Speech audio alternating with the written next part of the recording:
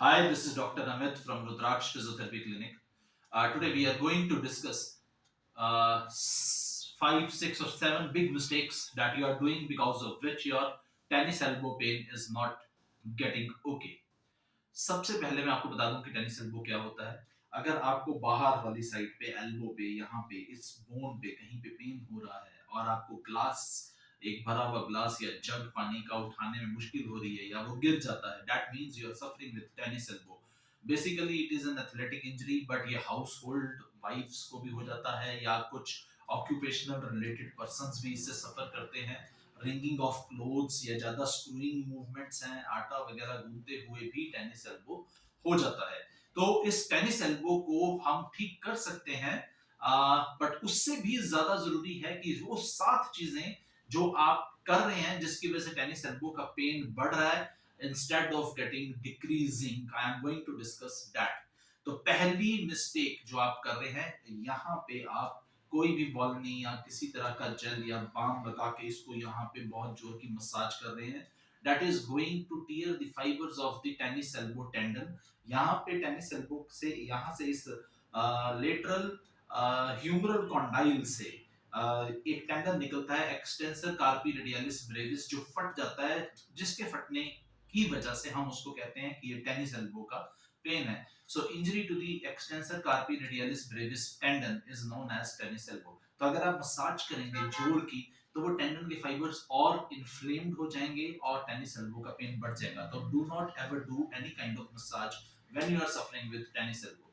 Second thing is, आप कई बार आपको एक्सरसाइज करते हैं या कुछ करते हैं या कहीं पे देखते हैं या कहीं बता देता है ये वाला स्ट्रेच आप नहीं करेंगे टेनिस एल्बो में, या आप ऐसे करते हैं और इस टेंडन को, इस एक्सटेंसर कार्पी रेडियलिस ब्रेविस के टेंडन को ओवर स्ट्रेच करने की कोशिश करते हैं, इस तरह से स्ट्रेचिंग कर रहे हैं, and that fibers again get tear up because जो टेंडन है जहां पे इंजरी है वो स्ट्रेच हो रहा है। तो do not ever stretch the extensor carpi radialis brevis tendon.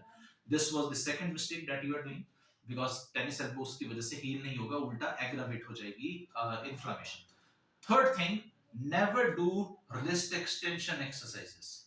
जब आप ये रिस्ट एक्सटेंशन एक्सरसाइजेस करेंगे तो what will happen, it is N already over use injury. आप रिंगिंग कर रहे हैं तो ये वाला टेंडन इंजर हुआ है, रिंगिंग ऑफ क्लोथ से इंजर हुआ है, या फिर आप कह सकते हो कि ये इंजरी हुई है आपको आटा गूंथते हुए, तो ये वाला एक्शन ज्यादा करने से ही ये इंजरी हुई है। या आप भारी पानी का जग 1 लीटर का या 2 लीटर का बार बार ऐसे उठाते हैं तो उस टेंडन पे फोर्स आती है, वो टेंडन वीक है जिसकी वजह से उस फोर्स को सस्टेन नहीं कर पाता और टेंडन के फाइबर्स फट जाते हैं।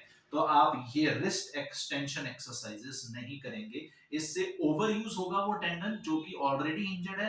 एंड ओवर यूज इंजरी कैसे होगी, आप उसको और ज्यादा टेंशन दे रहे हैं टेंडन को जो कि ऑलरेडी इंजर्ड है और उसकी वजह से इन्फ्लेमेशन और ज्यादा बढ़ जाएगी। तो आप ये वाली रिस्ट एक्सटेंशन एक्सरसाइज नहीं करेंगे। This was the third thing that you should not do. Fourth is, ये फिंगर एक्सटेंशन एक्सरसाइजेस भी आप नहीं करेंगे। कई बार आपको लगेगा कि मेरे को यहाँ से पेन यहाँ तक जा रहा है, जब मैं ऐसे कर रहा हूँ तो मेरे को आराम मिल रहा है, वो आराम नहीं मिल रहा है, वो इस टेंडन को स्ट्रेच करने से थोड़ा सा क्रॉनिक केसेस में फाइब्रोसिस जब बनने लगता है तो उस वजह से थोड़ा सा रिलीफ सा महसूस होता है, but actually that is not helping you, it is aggravating the pain of the tennis elbow. तो ये फिंगर एक्सटेंशन ऐसे है और ऐसे आप सीधा कर रहे हैं फिंगर्स को, तो ये फोर्थ एक्सरसाइज, आप फिंगर एक्सटेंशन की एक्सरसाइज नहीं करेंगे।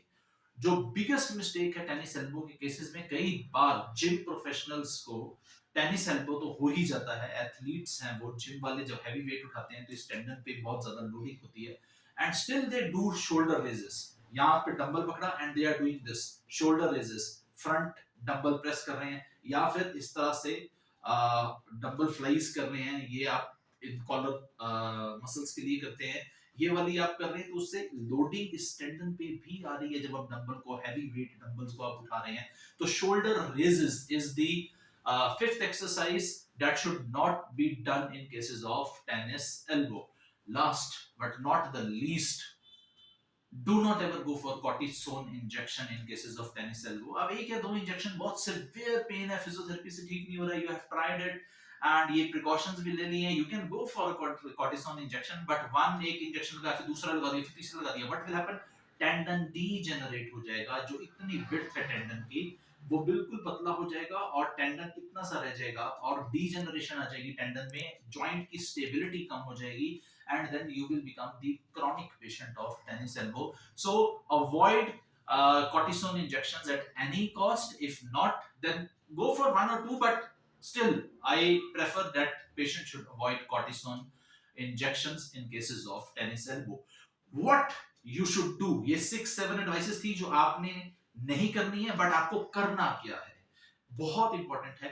यहाँ पे आइसिंग करना है, जब टेनिस एल्बो है 10 मिनट्स ऑफ आइसिंग, फ्रिज से आइस क्यूब लेनी है और यहाँ पे कॉटन के रुमाल में यहाँ पे रख देनी है, और वो 10 मिनट तक टेंडन को बिल्कुल, जिसको कहते हैं, नम कर देना है, एंड उसका टेम्परेचर जो है इस एरिया का 0 डिग्रीज तक ले जाना है, and then your tennis elbow will heal very fast. And do not do any kind of exercises after that.